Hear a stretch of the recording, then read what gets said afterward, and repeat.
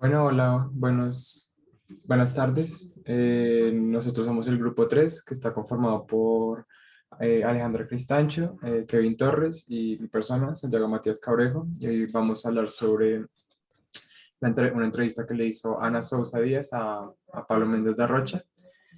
Nos gustaría empezar con las primeras frases que él dice, que la arquitectura es todo aquello que es construido para el futuro y que cuenta también una historia.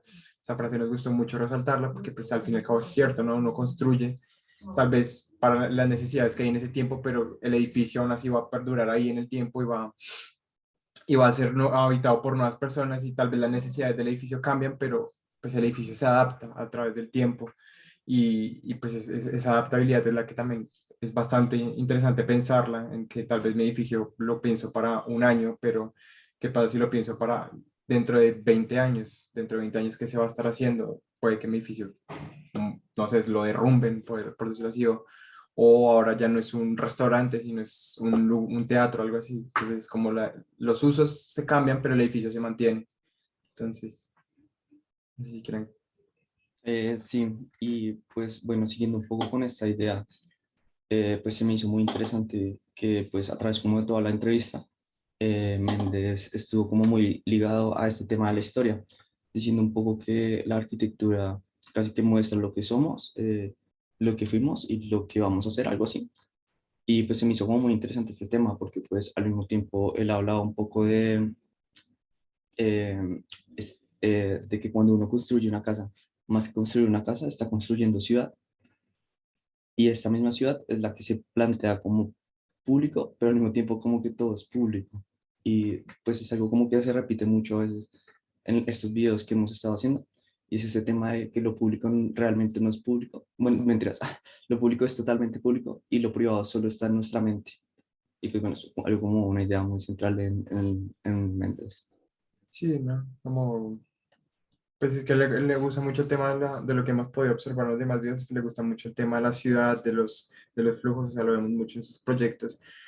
Y no sé si, o sea, como que lo privado, pues existe, pero es que es bastante raro, ¿no? Como, pues yo soy dueño de un lote, pero pues también tengo que aportarle de alguna manera a la ciudad porque no estoy viviendo yo solo en una islita, sino que estoy viviendo en comunidad. Entonces, dale si quieres, Alejandra. Continúa. Me parece muy interesante lo que tú nombras. Incluso me acuerdo que la mayoría de las veces que pensamos en un tipo de arquitectura no está pensado para el futuro. Simplemente lo piensan para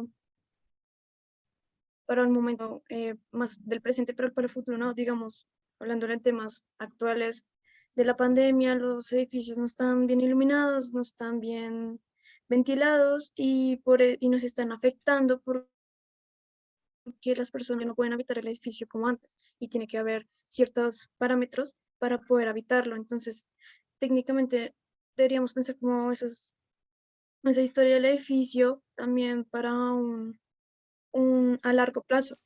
A mí algo que me gustaría recalcar que él dijo es eso de que todo tiene como un equilibrio y que todo tiene que estar como con un eje. Él dijo algo sobre una analogía sobre un bailarín que sin la gravedad prácticamente se estaría orbitando y pues el eje es la gravedad, entonces en nuestro caso el eje tiene que estar diseñado y pensado también en la parte de la arquitectura. Además, algo que me gustaría también recalcar es que él mencionó sobre que la naturaleza prácticamente no es habitable. En muchos casos tenemos como un pensamiento más occidental de cómo sería la arquitectura, pero olvidamos mucho la arquitectura ancestral. Nosotros sí adaptamos la naturaleza para nuestro uso, pero también intentamos ser como muy invasores y no usamos la naturaleza para como más no resaltar, sino más bien para que todo sea en un correcto equilibrio. Entonces, es más que todo lo que me gustaría resaltar. Sí, no, en cuanto a eso, la naturaleza, pues por lo general nosotros no diseñamos con la naturaleza, sino diseñamos y al final ponemos el árbol, ¿no? O sea, nosotros llegamos a un lugar y no pensamos en que tal vez lo preexistente es importante, sino, bueno, construyo y al final pongo un arbolito por donde sobre un espacio, entonces no diseñamos alrededor de la naturaleza, sino que invadimos y después le damos un poquito de entrada y ya está solucionado. Entonces, pues no sé si quieren decir algo antes de cerrar. Yo por último voy a decir un poco un tema que se me hizo también como interesante, y es como este tema de que estamos en una época muy interesante, porque pues ya se piensa un poco más en la arquitectura como espacial y como empezar a colonizar otros planetas, y pues ese tema de la gravedad pues también como que rozaba un poco ahí, y decía como, él como que se imaginaba cómo sería una vivienda sin gravedad, como que todo estaba volando y todo era como muy loco, pues bueno, eso me hizo muy interesante también. Sí, claro, no es prepararse para los tiempos tan raros que se vienen, pues como pensando en esos temas de colonizar otros planetas, cómo se hará allá, pero pues si no es muy raro, nadie sabe cómo, pero pues para allá vamos. Entonces yo creo que hasta aquí cerramos, gracias por escuchar y hasta luego.